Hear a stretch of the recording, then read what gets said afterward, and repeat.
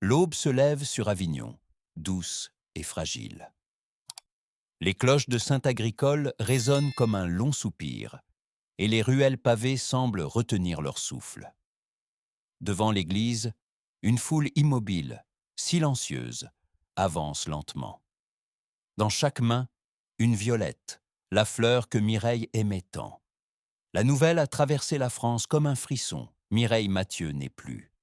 Mais ce n'est pas seulement la disparition d'une voix, c'est la révélation de son testament qui bouleverse le pays. Un patrimoine colossal, près de 150 millions d'euros, et pourtant un partage d'une douceur désarmante.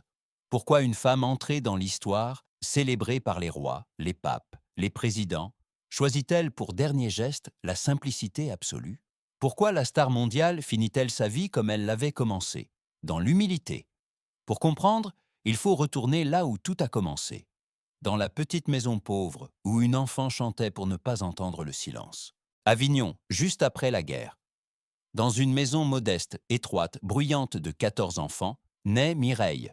Son père, Roger, taille la pierre jusqu'à la nuit. Sa mère, Marcelle, recoud des robes pour quelques francs. Les Mathieu ne se plaignent pas. Ils se serrent. Ils s'aiment. L'hiver, la petite avance parfois pieds nus jusqu'à l'église. Sa robe est trop courte, mais sa voix, elle, est immense.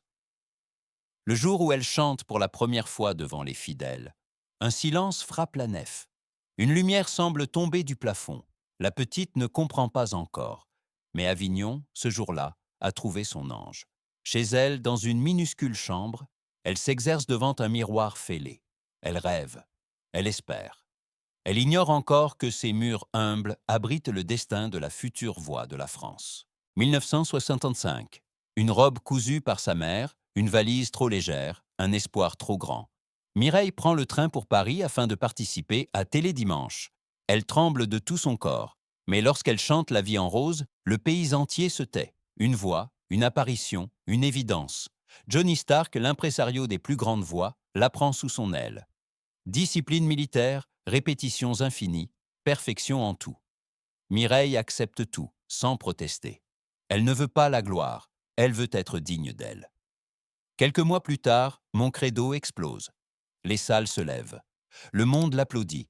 La jeune fille d'Avignon devient l'ambassadrice d'une France élégante, romantique, indestructible.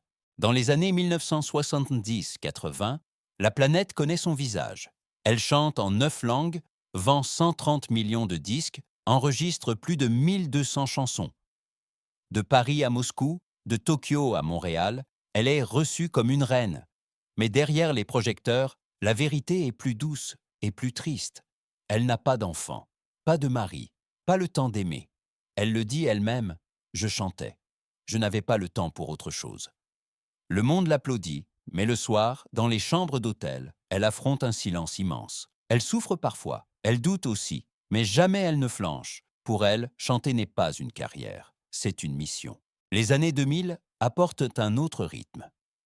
Mireille ralentit, se protège, revient à Avignon. Là, dans la ville qui l'a vue naître, elle retrouve les gestes simples. Ouvrir les volets, respirer l'air du Rhône, marcher parmi les pierres anciennes. Chaque Noël, elle accomplit son rituel. Elle chante à Saint-Agricole, non plus pour le monde, mais pour Dieu. Sa voix est plus fragile, mais plus pure encore. Lors d'une interview rare, elle murmure « Je reviendrai à Dieu en chantant ». Une phrase qui glace la France, parce qu'elle ressemble à un adieu. Lorsque le testament est rendu public, la France s'arrête. Tout est écrit à la main, sans ostentation, sans avocat renommé, sans clause complexe. Une phrase « Que ma voix continue d'aider ceux qui ont connu la pauvreté comme je l'ai connue ». Et tout s'éclaire. Elle lègue la majorité de sa fortune à la Fondation Abbé Pierre, les Restos du Cœur, une bourse musicale pour les enfants pauvres d'Avignon. À ses frères et sœurs, elle laisse une part modeste. Avec une lettre bouleversante, « Vous avez été ma première chaleur. Le reste appartient à ceux qui n'ont jamais eu de voix. » Avignon pleure. La France se tait. Une légende vient de donner une dernière leçon de dignité. Son héritage dépasse les droits d'auteur, les disques, les maisons. Il est invisible, mais éternel. Dans les écoles de musique, on étudie son vibrato.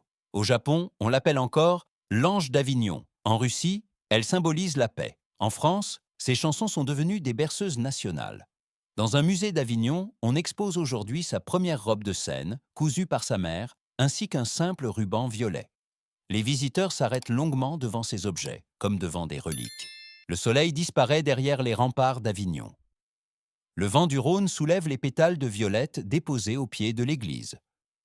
On dirait qu'ils dansent, comme des notes de musique emportées vers le ciel. Dans une maison silencieuse, un vieux tourne-disque grésille. Les premières notes de mon credo s'élèvent. Et soudain, Mireille est là, vivante, présente. Comme si sa voix refusait la mort. Car certaines artistes ne meurent pas. Elles deviennent un écho, un souffle, une lumière. Si son histoire vous a touché, laissez un hommage. Les légendes ne disparaissent jamais. Elles deviennent la mémoire d'un peuple.